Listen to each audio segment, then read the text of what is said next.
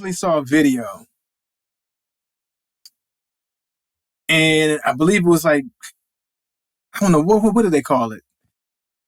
Not necessarily a debate, or he was with the Senate, Mark Zuckerberg, Mm-hmm. and he was getting berated in a sense. What it appeared to me, he was getting berated and told that he need to apologize for the damages that him and his platform caused families and their children with bullying and unsafe acts and this and that might have occurred through social media, and particularly his platform. There's tons of different social media apps and things available to the masses. You know, even some in other countries that we don't even know about, that we don't even frequent, right? TikTok, I think, is a Chinese company. You got Twitter now, owned by Elon Musk, and I think even Donald Trump's doing his own thing with like Truth Social or something like that. You got all of these different platforms for social media, all these different social media outlets. But particularly Mark Zuckerberg is getting berated, billionaire, mind you, is getting berated and told to apologize. And from what it appeared to me, looks like he did. Mark Zuckerberg apologizing for damages and compromising things that happen to different families and their children. How do you feel about, one, social media, the climate of it, and one of the biggest proponents of social media and one of the biggest platforms being told to apologize? Well, brother, I feel like Mark missed a payment or something to somebody. You know what I'm saying? A favor he owed to somebody, he didn't pay a debt off or something, man. Because I don't see how we got here. Like, you know what I'm saying? Like, how did you get to this point, man? Like, yeah, what went wrong? I need more background information. Yeah. Yeah. What exactly happened? Why are you being called to the floor? Why are you being berated and told to apologize? And lastly, how was that your responsibility? Oh, look, I'm gonna say this about social media. I've heard people who formerly worked at Facebook say they do a lot of psychology studying, and they figure out what creates dopamine in people and which habits are the ones that are most replicatable, that makes people want to continue to be involved with doing it to get these dopamines triggered in their brains and whatnot. So they're functioning off of trying to play off the chemicals in your body to keep you there. So they're very thought out what they're doing. Everything's contrived, and it's not by accident. So, but at the same time, if we're talking just on some business stuff, they're doing what they're supposed to be doing as far as that. That's good business. Now, you ask about my feelings on social media. I don't care about social media. You know what I mean? Like, I'm not really no fan of it when it comes to it like that. I think we're too involved in it anyway as a group of people, and I think we all should step off of it. Something. To interject real quick to talk about you, I envied you for several years. You were one of the last people I could ever remember or know of to get on social media. Yeah. You were like very reluctant, very slow to jump on social media platforms. Like, he ain't doing it, especially Facebook. I don't think you got an account to this day. Yeah. So I'm still not integrated in social media still. Like, you look at my involvement in social media is through more so business related stuff. It ain't me as an individual. I'm not individually on social media. Like, me as a person being a presence up there. Like, you're not gonna find me if we went to high school together. You ain't gonna find me and become my friend on social media. You're gonna have to go through something I'm involved with business wise. You know what I'm saying? So I'm still technically not in it, but because I'm on these when I run into people, other reasons. Like, I went to our college homecoming like a year or two ago, and like, yo, you and Jared still friends, right? Y'all still, like, how's he doing? Like, I ain't heard from him. Like, where's he at? People don't know where you. There's an APB out for you. you MIA. There's a lot of people who don't know where you are in this world. Yeah. Yeah, and that's how it should be. It should be exactly like that. You know what I'm saying? You should not know where I'm at unless if you ain't keep my phone number throughout the years, then you should wonder where I'm at. And you shouldn't be able to find me, is how I feel about it. Like, you know what I'm saying? And I enjoy it that way. I don't want you to find me. Like, you know, like I don't like I guess the fakeness of social media is what bothers me, the fake friends and all this other stuff. But that's on to another subject. You know what I mean? Like, if we won't cool in real life, stop acting like we cool on social media. Yeah. You know, I hear people tell stories of going to a party and everybody hanging out and don't nobody say nothing to each other at the party. And then they get home and get a friend request. And it's like, if you didn't say hey to me at the party, don't request to be my friend because you saw me at the same party. So you didn't even speak to me, but I get a friend request. Hey, I saw you at the... Yeah, so now we're going to pretend like we cool on the internet. You know what I mean? Like, but we wasn't cool back then. We wasn't cool at the party. Well, why we got to be cool now? I mean, to me, it just said they being nosy. You want to know what's going on in your world. Yeah. So I'm trashing social media, but I do understand everything that's the upside to it. Don't nobody got to explain it to me. I'm logical. I get the upside of it. That, you know what I mean? But to get back on topic with this whole thing of, as far as social media goes, they're doing what they're supposed to be doing to promote it and to grow it and make it a big thing and whatnot. But at the end of the day, everybody has their own First Amendment rights, their own ability to say what they want to say and freedom of speech and to use it how they choose to on social media. So therefore, I don't understand how it becomes the platform's responsibility for making sure that you don't get your feelings hurt on social media. Yeah. Nobody told you to go post your personal opinion about what's going on wherever in the world, and then you can't handle the criticism that comes with it. You know what I mean? Like, if you do that, that's what it is. Now, trolling is different, but that's just weird people. I don't understand people who say something just to say something, but you wouldn't say that to me in the grocery store line in person because I might choke you in real life. You know what I'm saying? Like, but you'll get that off on the internet. That's the stuff I don't understand, all those weird people. But even then, is that Zuckerberg's responsibility? No. I don't think Absolutely so. not. You know what I'm saying? No, I don't think so at all.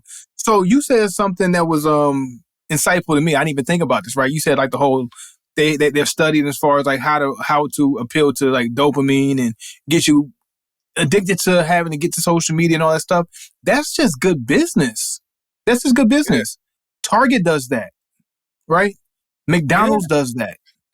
Everybody who has an ad, music, they got different colors, different music. The popcorn smell when you went to Target back in the early 2000s was that draw to make you want to come to Target and eat some popcorn and go shop and spend your money. Walmart do it, right? Yeah.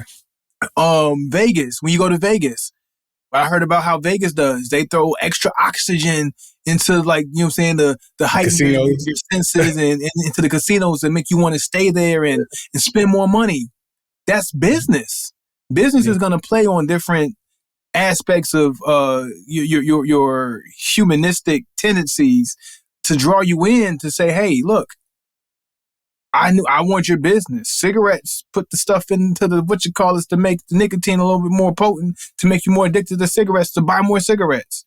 Ads, when they do ads on TV shows, they do things to kind of trigger, to make things synonymous with whatever, to make you say, hey, when I think about this, I want to go buy some Downy sheets. You know what I'm saying? Right. Buy my product. Or I want to go buy this juice. I see this. I saw that on the ad. Now I'm driving past Burger King. Now I got to have it my way. You know what I mean? That's just business. So what social media does, and Mark Zuckerberg might have done, and his team with Facebook or Meta, whatever they call it, they're doing whatever they got to do in order to keep that foot traffic going and keep you coming back for more. Now, is it their response? If the owner of Burger King or McDonald's hasn't apologized for somebody being obese or spending way too much money on fast food, why Mark Zuckerberg got to apologize for business practice? That was or that casino owner had to apologize to anybody for making them broke and spending too much at the casino. They ain't apologizing. Why he got to apologize? Right. Why, if the FDA ain't got to apologize for all this crap they approving here in America for us to eat that other countries don't allow in their food, then why does Mark Zuckerberg have to apologize because a few jerks get online and say stuff they shouldn't say? I want the oil companies to apologize to me for having to pay $5 gas for several years. Yeah, they're not going apologize to me for that. I want apologies for that. I don't care about social media and having to apologize for. Now, don't get me wrong. For anybody who's in a youth or anybody who's been bullied on social media and they've gone through tough times, or I know we've had situations where people committed suicide because of what happened on social media.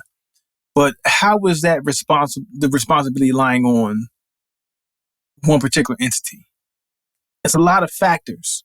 You know, people have gone to schools and been shot at school or been bullied at school or gone home and took so much teasing. The school districts aren't apologizing for having a certain type of school district. No, you go and you try to put things and mitigation plans in place to try to mitigate bullying in school. Like people get bullied on the basketball court at the YMCA or not Planet Fitness, but LA Fitness or whatever on the court. They get bullied, whatever. Something happens, a fight breaks out. Not apologizing because a fight broke out of my establishment.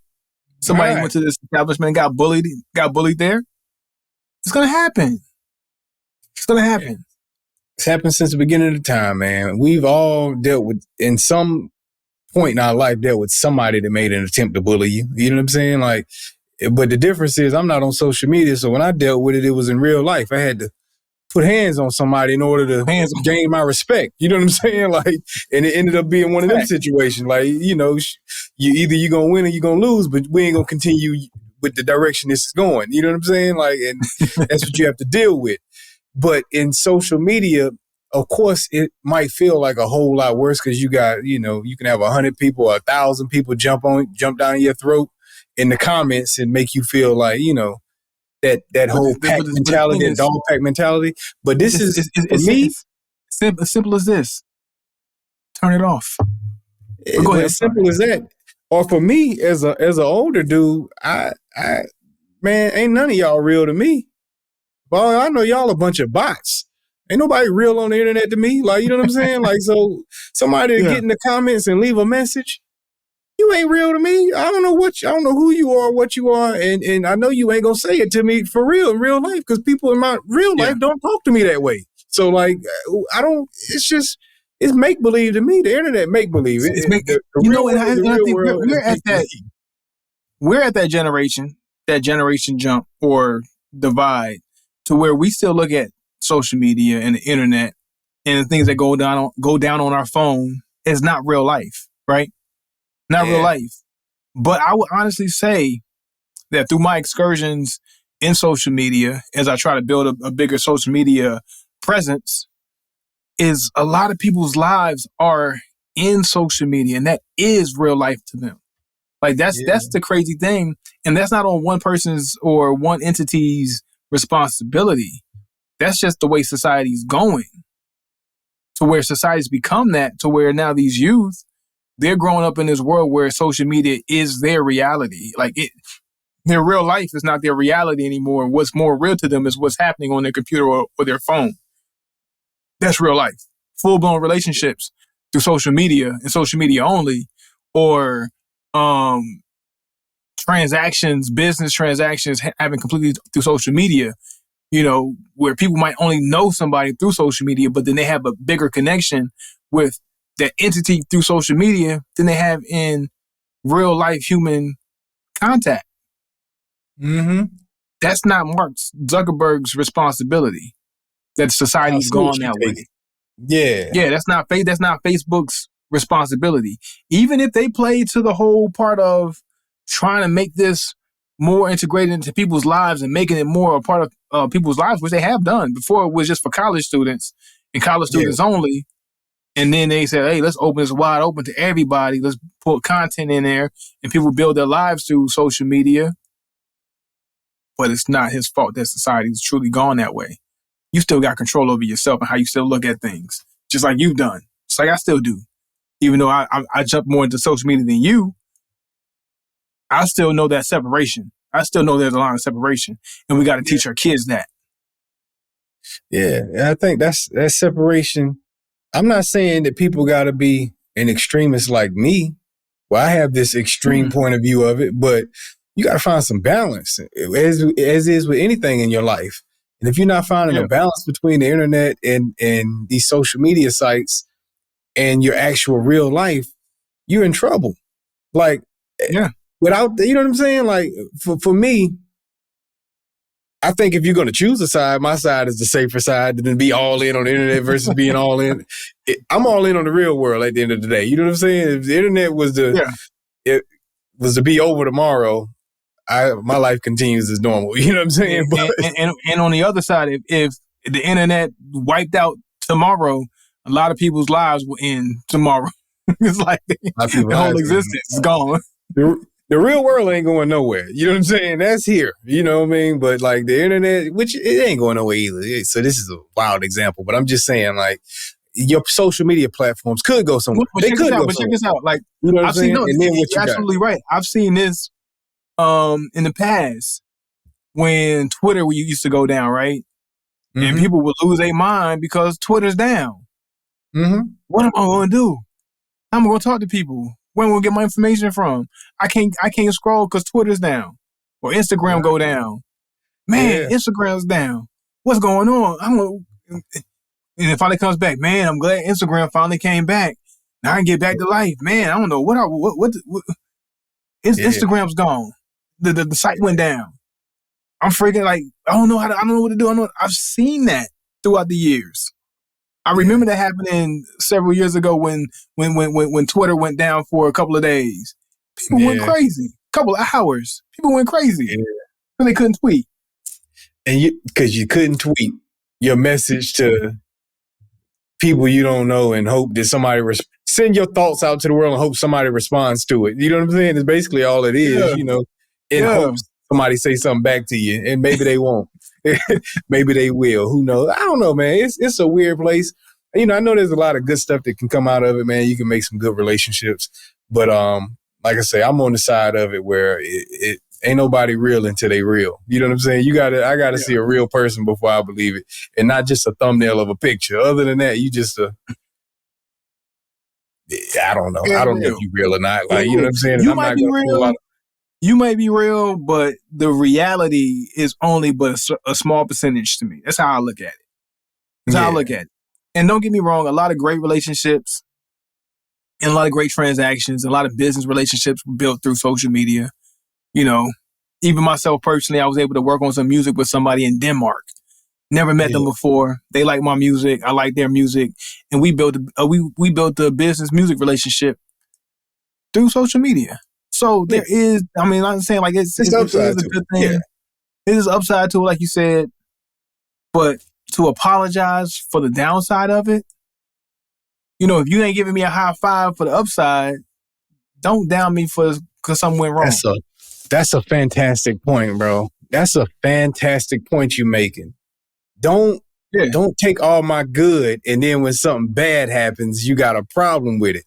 Because that's the balance of it. How many people for everything great that happens in the world, there's going to be something bad that happens to even it out. Millions of dollars off of Facebook, off of Instagram. People building careers off of MySpace and build careers off of Instagram and build careers off of TikTok. Right. People have fed their families through TikTok. Yeah, YouTube and all these places. Saying?